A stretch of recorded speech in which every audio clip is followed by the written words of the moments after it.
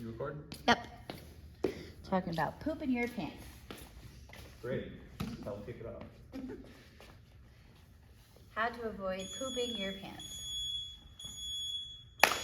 Coach's chat is back. Is this 3 or 4? This is 4. Yay! Guys, it is that season where we've had a little influx of folks feeling a little under the weather. It's the time of the year, it's the weather change, it's all of that stuff. So let's talk about some ways that we can maybe get ahead of that or get better a little bit faster, kind of speed up the recovery process.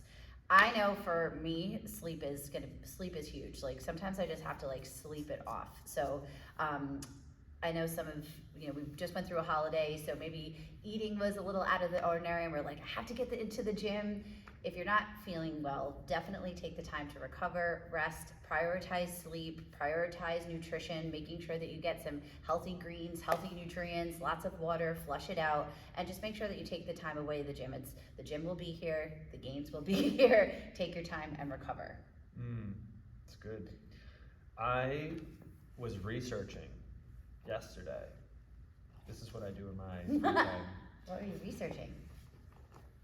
I'm gonna put my foot out like Why, when we eat processed foods, or I call these like ZAG foods, why we tend to get more sick.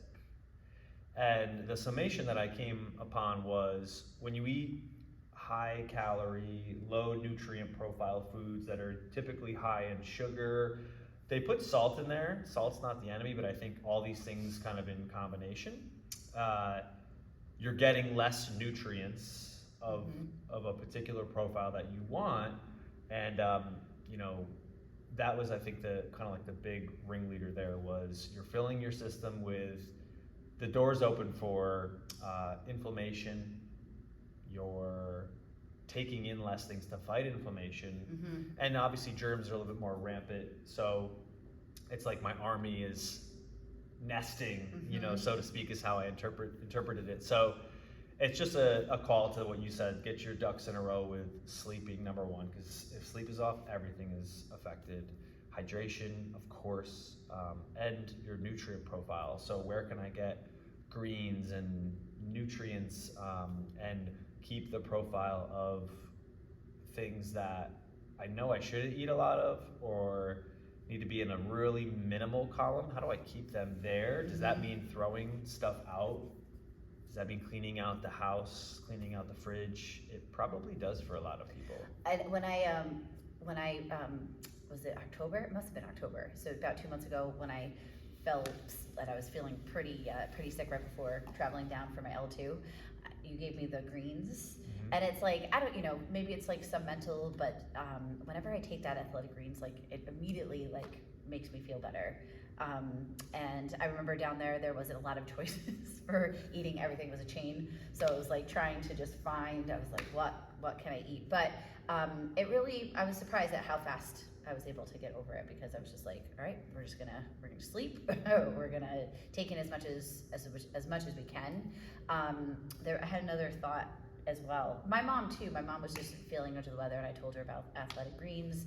I was like, she's jam-packed with fruit, and again, just kind of rested the entire time. So yeah, two backpacks off of that is, one is, I don't think it's silly like the placebo effect. I think what you think you believe, and what you believe you'll feel. So if I'm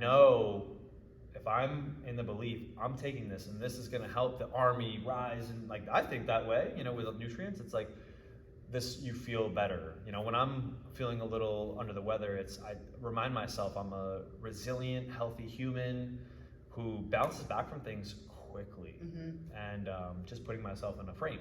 And then the second is, we talked about this and have talked about this, and some folks, I was talking to Joanne about this on Christmas Eve, is if you're like me where vegetables weren't agreeing with my GI for a long time, and I had some GI issues for a while, and I didn't really know what was going on, and I was going to do all these medical tests, and this was a couple of years ago, and I, for some reason, just decided to eliminate vegetables for a time period, and my stomach resumed normal. And I was like, well, that that was a part of that for me. And in an awareness that I know I need some of the nutrients that I'm not getting from the vegetables, I supplement in the morning first thing with athletic greens. Yeah. So it helps cover that profile on top of eating meats and fruits and healthy fats and really zagging very minimally, and I just did a very intensive blood work within this past month. The profile is good, Mm-hmm. you know, so. Yeah.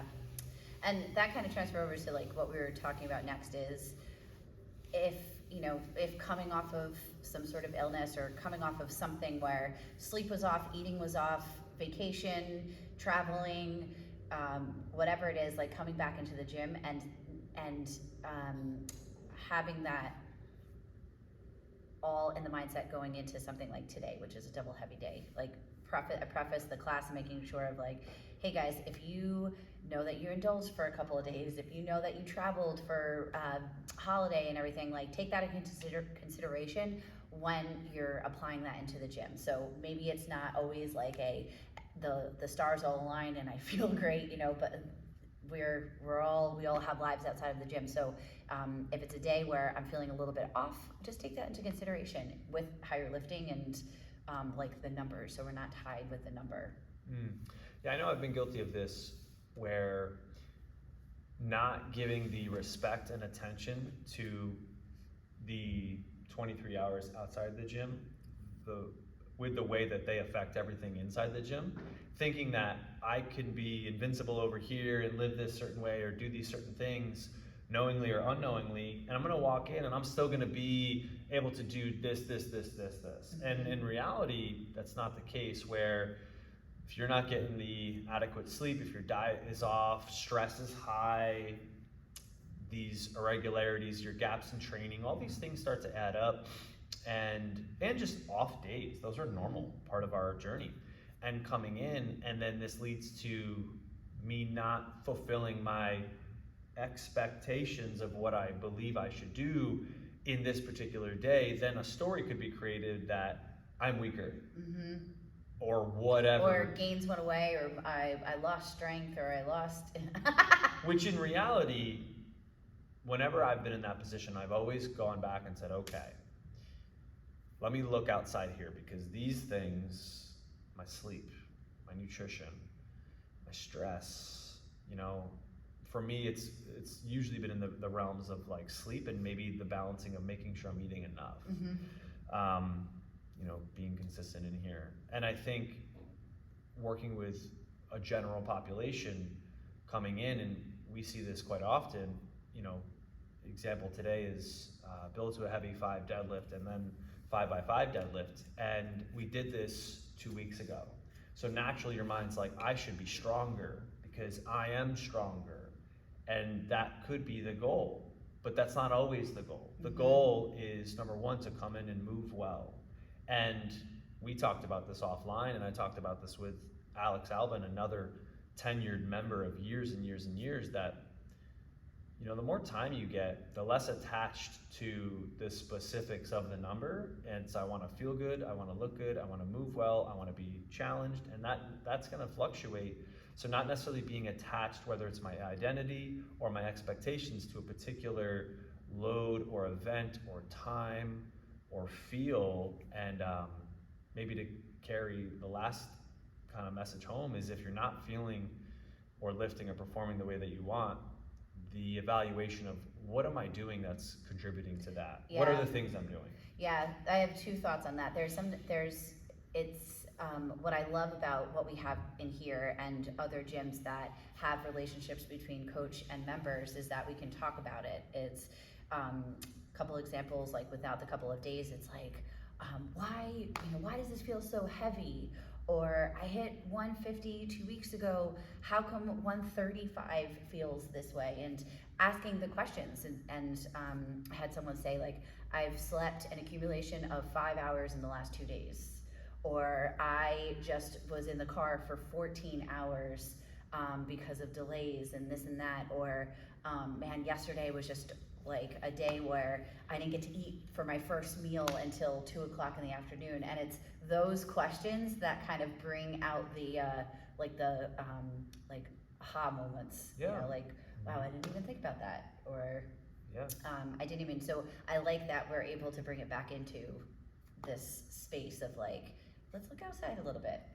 And then also the ego lifting that we talk about is, Well, it ties in because yeah, some folks get warped into that of identity or competing friendly with a fellow classmate or whatever, or themselves. mm-hmm. I've been guilty of that way too, Oh, where me too. you know you get attached to where you think you should be, and your body says no, Mm-hmm. and instead of respecting that and being like, hey, my best today is X. Yeah. And that's cool, like we just talked about, and being okay with that, which is work and it's a journey, versus what you're about to allude to is ego lifting.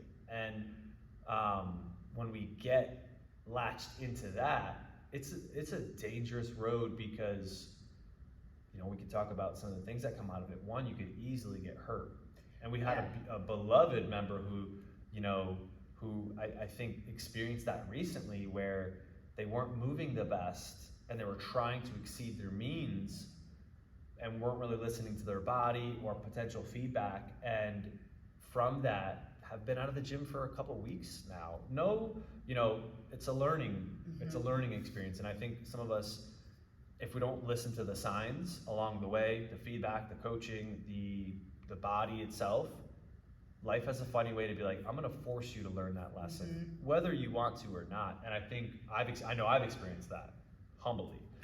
You have too, and I think that's what is being an experience for this individual. And again, it kind of goes back to, we want people to move well, feel good. So ego lifting. Yeah, and I was just, I forgot who put it out there, but it's a very simple phrase: move well before you move more. And I had one member, Fahari, say to me, like, Abby, you're on my mind always when you say you want to move well and technique, and she always says that, like, you ingrained that in me, that you got to move well. You got to move well before you start to move more. And one of the things that I've seen in the past is if we're training our body to move not so great patterns, that's going to be default. going to be, yeah. Yeah.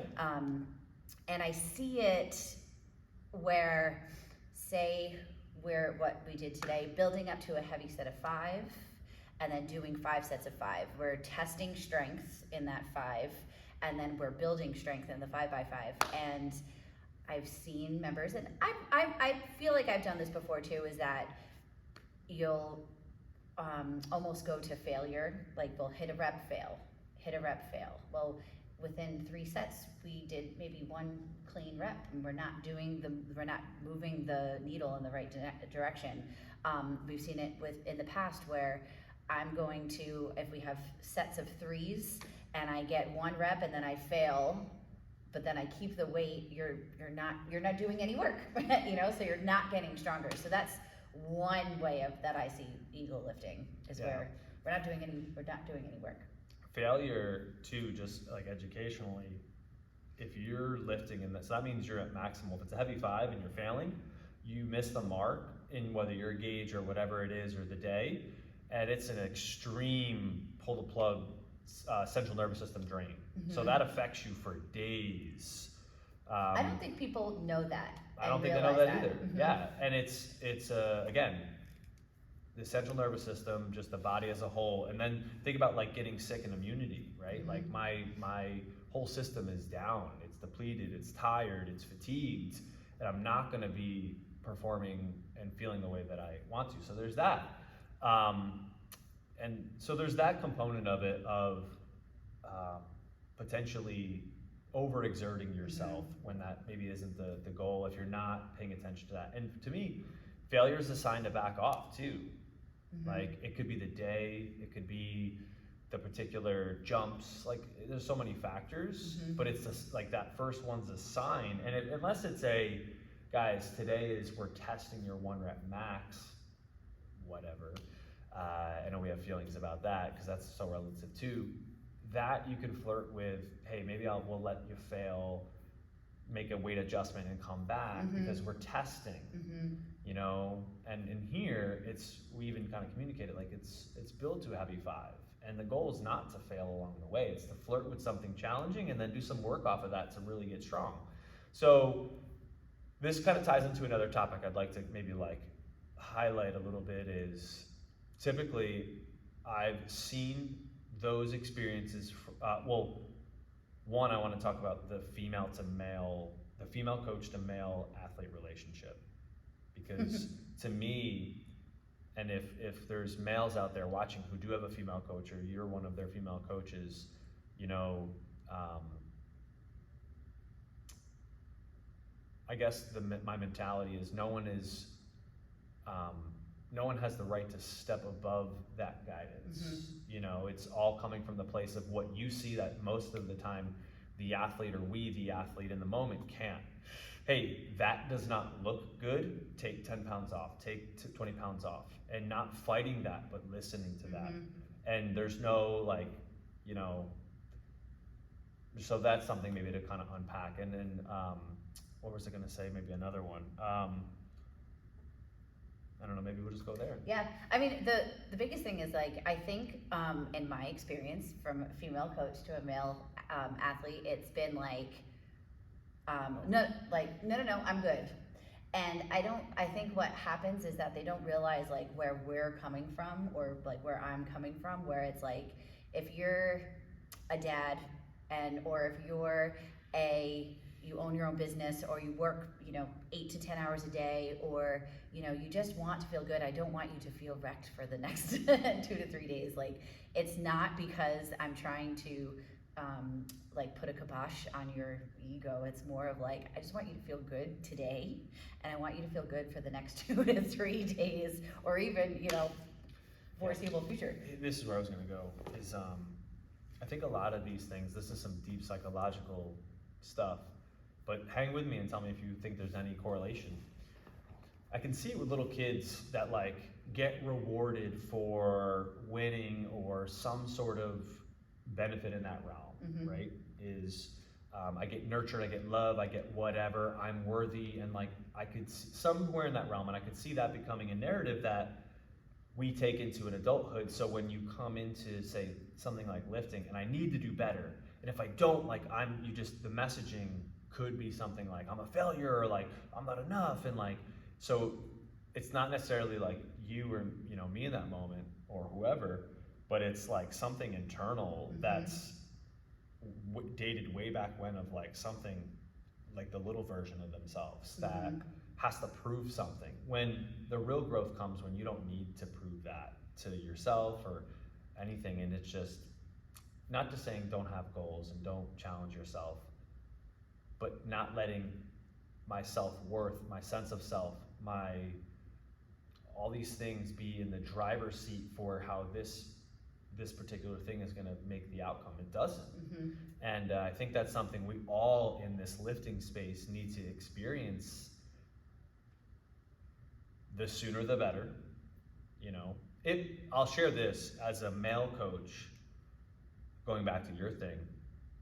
It can irritate me if a male athlete doesn't necessarily listen to you. And it makes me want to double down on the bad guy. And I just say that because, and maybe that's not the right approach, but. Or just like a reiteration. I always feel like, I know we're going deep now, but it always makes me feel like anytime that has happened, when I've had that sort of experience with a male athlete as a female coach, like it always makes me feel like you got my back, or any previous like male coach, like hey, she knows. Like I think that it puts the like the confirmation stamp on it. Like, not that it's not just enough for me, but it's like, like hey. Yeah, and I don't know if that's needed sometimes in the space. I have this memory of the old gym when we had a female coach come on, and she was brand new, green, building her way. And I think sometimes as that's building out, members or people, just as people can test that and maybe think think however. And in the moment at the time, I think there's individuals who just weren't listening, and it was rude and disrespectful, and having to come in. I remember coming in and literally stopping the class, directing the attention to it and how it was not okay. And I know in that moment, like, at the core of it, I know I'm just doing the right thing for the experience, because it's not right. Whoever, like, this person is coming in to guide the journey, and because of their experience, whatever, it's not right to be rude and whatnot. So that's part of what we've talked about, and maybe this will shift into one of the next things is, sometimes as leaders of a wide community, we have many, many responsibilities, and one of them is preserving the things that we can that are within our control. And one of the things recently that kind of got brought up to us, which is interesting, and I think it's important to share for people who watch and listen, is the direct impact your energy and words can have on your neighbor, your friends, your peers, and people you engage working out with regularly. So it was brought up to us, maybe you can kind of dive a little bit better than me of the experience, because you're mama hen and people will come to you, with some of these things, and we'll squash them. So yeah, I think that everybody has a bad day. Everybody can come in and we don't. If somebody comes in for a 4:15, we don't see the 8 hours before, or even them starting the day and then knowing the day that they have ahead. So I think what's been brought up lately is that, like, if somebody kind of brings that energy in, and again, we're not to justify, but we understand that things can happen, and sometimes we can't shake it off when we bring it into the space. But this is the space that we always are trying to create, and the experience that we're trying to create is a positive one. Like, this is a place where you win, this is a place where you can win just walking through the door. You won for the day. So knowing that maybe, like, if one, partnered up, or just sharing an intimate space with somebody in here, it's, if you're feeling a certain way, your negativity might be making somebody else not feel so great. So I think what we've say it like it is. If you got crappy energy and you bring that out into the class, whether it's movement related, burpees, and you're exuding that out into the environment, that's not great for others. If you're working with someone and you're complaining about stuff in here, stuff outside of here, it's not great, and it brings the morale down. And this is the best hour for us. This is the getaway. I think of Joni.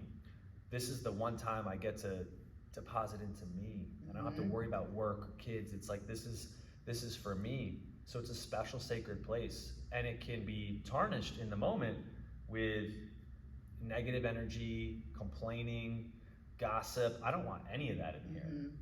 Everything's a privilege. And even, like, again, going to, like, the injury tangent, losing some function will give you nothing but appreciation to watch someone have full function and be like, whew, I remember what that was like, and appreciate that, which maybe it's, I'm taking it for granted that I have it, right? Everything is on a relative continuum. So Georgia, who's just like you said, tenured, she said something like, it's people will look around and, like, after a class, like, hang around for 15, 20, 30 minutes. And I remember her saying, she was like, I don't want to go outside of these walls, because inside of these walls is just always just this feeling of, like, positivity and kindness and friendly faces. And then, as soon as you walk outside, you don't know what you're going to be met with. So, like, keeping that momentum and keeping it going. And if you come here, you have a duty in upholding that too. And there's some people who do a phenomenal job at that. There's a couple people that, like, I think of Rachel Oken, like, what a shepherd for the values here, right?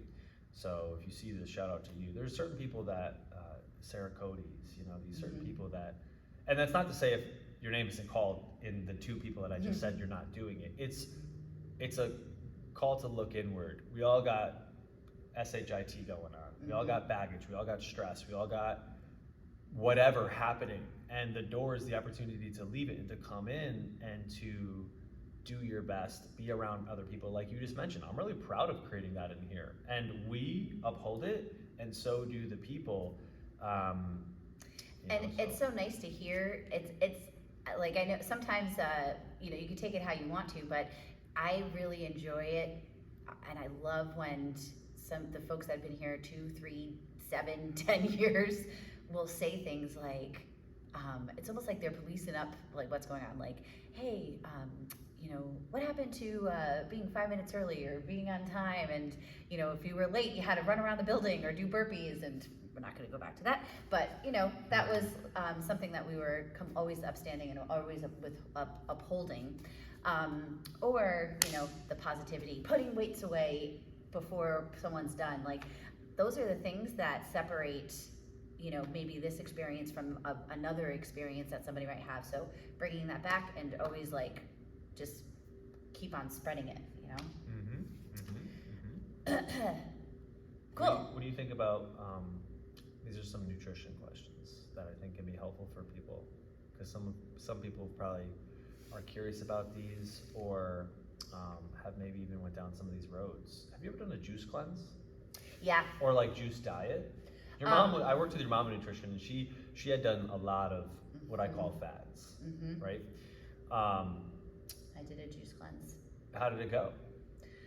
I remember. What's a 2-sentence summation? It's hard. You're hungry. So you're starving yourself. Like, I was so hungry. You can't do, well, I don't want to say you can't. It's challenging to do a juice cleanse and do what we do in here.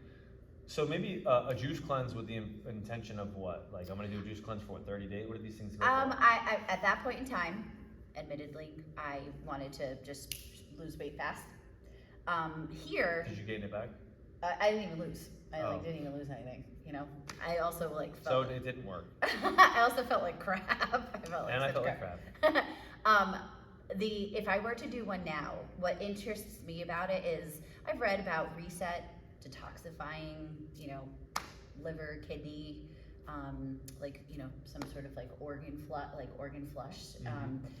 And that's what would interest me now, if it was something that I could, like, you know that I was getting rid of toxins, or just, again, a reset. But I don't know. Here's a quick and dirty about a juice cleanse. It's a quick fix that's not going to work for long-term sustainability. Next. Well, I'll have a question about that. Yeah. We have a couple people in here that do like that water cleanse. What do you feel about that? Oh, yeah. So like, this is, to me, is a different territory. Okay. So I believe the juice cleanse is coming from the approach of like, I want to lose weight, right? Okay. These long gaps of fasting or water fast are intentionally of like resetting the gut biome and like, you know, helping that process, giving the body a break from eating. There's a lot of benefits that come from that scientifically. So I think that has a different carryover and benefit and its own set of challenges. Not with the intention of going into that to lose weight, but to go into the intention of that after doing your research. I think of Rob Garrity, who That's does why this. I asked, yeah. He does this quite often, but he does it for a specific purpose, and Yeah. it's hard. And that is more like my gut biome. Yeah. And I think a lot of us could probably, especially if your diet's crap, could probably benefit in giving your body a break to clean it out, and then, you know, integrate new wholesome nutrients in there. Well, that's I have a hard time with that, because when I'm hungry, I have to eat. Well, it's funny you say that. One of the sensations I absolutely hate is feeling hungry. I hate it too. I hate that feeling. And maybe, like, I think in a mental association I have with it is growing up a skinny hard gainer and having worked so hard to build the current frame that I have and keep it, because that's work too, in terms of it's not easy. That mentality is like losing. Like you're associating, yeah. Yeah, like I'm losing yeah. weight, I'm losing muscle, I'm losing this hard earned, you know. Yeah. You know, maybe that's a part of it, and just the, you know. I know, I can't, I'm like, if I'm with a group of people or someone that doesn't pay attention to that as much as I do, it drives me nuts. Yeah, and I think that's why nutrition, me too. I think that's why nutritionally habits that are done consistently, which essentially become your systems, are super helpful. And it's my opinion that a period of tracking is critical to know, especially if you want to lose weight. People are funny with, I want to lose weight, but I don't want to track. It's like, okay, then you want to, it's like, I want to get to California without a map. It's like, you'll get there some way, someday, a long way away. I think there's a real benefit in having targets for a short period of time to learn and understand food, because from my experience coaching nutrition for so long now and meeting people, a lot of us are uneducated in food. Yeah. We think we eat well. We use soft language that we're eating well, and it's just not the case. So learning that, building it, and realizing, I just gave a nutrition client of mine some specific macros, and I briefly saw the email before this, and it was like, oh, it's a lot to take in, no pun intended. It just takes time to adjust, to say, okay, I've been doing it this way, and I'm not where I want to be or look how I want to look. Okay, one baby step at a time. Yeah. And I offer that up with, hey, let's just first focus on protein. Yep. And when people do it and commit, and I see that, the results are outstanding. And I don't mean track for the rest of your life. It's just a launch pad. It's super helpful. And that's not something that's happening in the Nutrition Kickstart.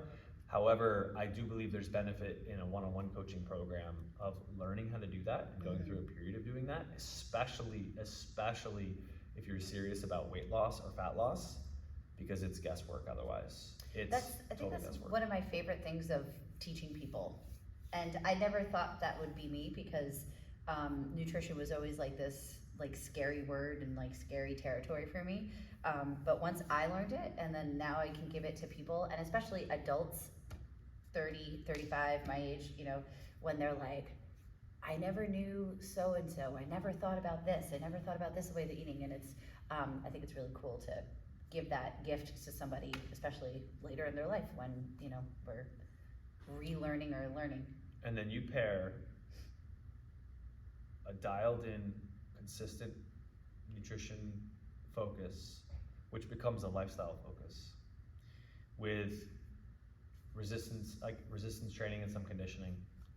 That is the fast track for optimal results. Oh yeah. We talked about maybe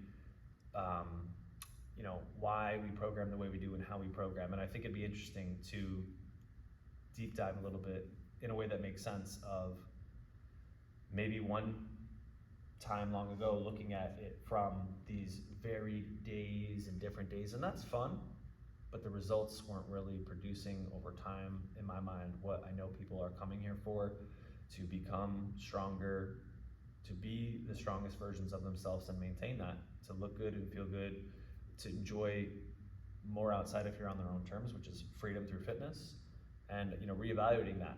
So then beginning looking at, okay, let's look at the 10, I call these the 10 either planes of movement or essential what we need to do in a week. And then there's hinging or bending, there's squatting, there's pressing vertically, pulling vertically, pressing horizontally, pulling horizontally, so that's 4. There's core work, there's carrying work, which is also core work, there's cardio, there's unilateral. What are my last two? Well, I think that it was pressing and pulling vertically, pressing and pulling horizontally. Oh, that's 4, yeah. Oh, okay, so then you got your 10. Okay, that's my 10. Yeah. Okay, sorry, math is hard. So that's 10, so, okay, that's a template. And then to say, today, okay, we're doing, I map out the heavy days first right now in this specific cycle. Where does the heavy day? And even this, so this is a group, which is really general physical preparedness, GPP, which is just broad fitness, but with an emphasis on strength. It gets a lot more specific in a one-on-one environment. Okay, look at the previous 3 weeks. Where have the heavy days fallen? Tuesday, Thursday, Wednesday. Okay, hasn't been on a Monday yet. We need a Monday heavy day. Okay, we've done this rotating pattern of squat and deadlift with build to a heavy 5, hit a 5x5. And our overhead work, we're in this varied pattern of it's different planes each week, and it's different rep schemes each week, that because the upper body's a laggard compared to lower body.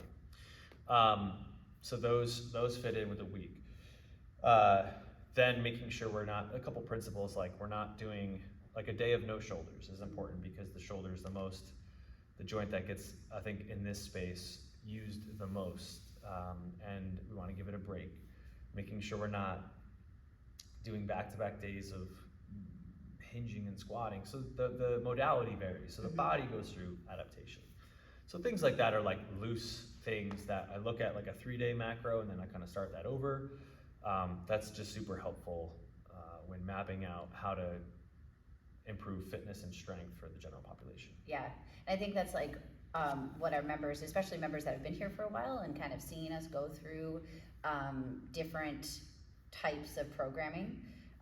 They, like, everybody just seems, I don't want to say everybody, but most of the people enjoy this because, one, they see results. Like, a lot of people joke about like having to throw away some shorts or pants because they're seeing definition in their legs, looking at definition in their arms. And where we do CrossFit, and we'll sprinkle it in because everybody loves to get a little sweaty and have fun and try new things. But if we did CrossFit every single day, we would just get better at CrossFit, and also build a nice cardio base and get fit for sure. But the fact that we have a heavier focus on strength conditioning and core, we're just driving the faster and more like tangible results and tangible goals. You nailed it on. You hit the nail on the head. It's, if you do more conditioning, you're gonna get fit. You're going to get fit. And I sent this to you and Aaron. There was a 12-week study done where there was these two groups. They're both in a caloric deficit, and one did only resistance training and one did only conditioning, which could be like CrossFit and cardio. And after 12 weeks, they both lost weight, but the conditioning group also lost, I think it was like 9 pounds of muscle. Oh, wow. So like, that's a factor, and yeah, you can get in amazing shape, and that's important. So I think we just found a right dose for it. Yeah. So yeah, absolutely. Yeah, it's helpful. But there's one thing I wanted to say too, and I forgot. Yeah, I think the other, when we do CrossFit, well, what's cool is that, I think we said this last week or the week before, like folks will be like, oh my God, my kipping pull-ups got so much better, or carry over. Yeah, even we did an Olympic lift on Friday, and it was like, we haven't done this in so long, but I'm still able to, do this and do this well. So that always makes me chuckle, because in the fitness space, everything affects everything. So if I get stronger at my deadlifts, my pull off the ground inherently becomes better. If I increase the height of my box jump, my ability to open my hips in Olympic lifting becomes better. If I improve my upper body stability, strength, stamina, yeah, your jerk becomes better. So you don't have to necessarily do those things all the time. And again, that's why we're in the seat of writing and doing those things. You go to your the professional, the lawyer for lawyer advice. You go to the doctor for the specific things of a doctor. You come here because the health and fitness professionals will guide you towards the specifics. And in group, it's going to be a wide encompassed array of things that are fun with other people. That's amazing. Yeah. And I think because I think what we've this could be like a fun way to talk about and kind of loop it around, is we've had a lot of personal training clients lately that, whether it be time restrictions or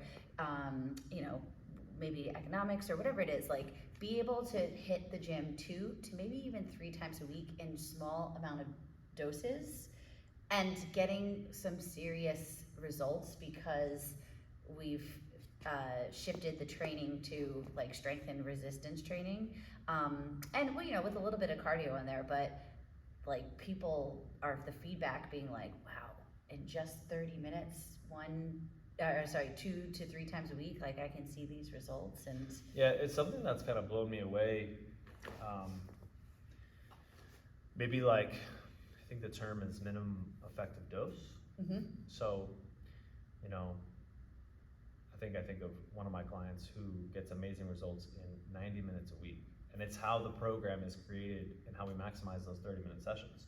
Or yours, where she gets amazing results, inches off her waistline, she feels healthier, more tone in sometimes 30 minutes a week if that's all she has time for, or 60 at max. Holy cow. So the excuses of I don't have time, and it's like you can get results. That's where the program gets a little more specific, and obviously you fast track it if you start doing the right things outside of it. Yeah, and it's like 30 minutes, you're coming in and we're like moving. We're going, we're moving for the whole day. And not to say the sake of moving, but like it's planned and we maximize that time. Yeah, you for know? sure. Yeah. Yeah, absolutely. So move well before you move more, and let all of the things outside of here get pieced together too, and we'll get some good results. Anything else before we wrap up? No. Yeah, I have I had a great Christmas. How was your Christmas? Very, very nice. And then the day after, or that night, my sister texted me that who I had just spent time with, her and her whole family went down with like some quick 24-hour like GI bug, and just stomach related. And I don't know if it's my body's trying to fight it or what. So. But strong, resilient body. Strong, resilient body. Yeah. Okay, episode 4 down. We'll see you in the new year. Next week. That's crazy. 2024, 12 years of Railroad CrossFit. Wow. How many lives changed? Wow! Oh, it's not too long.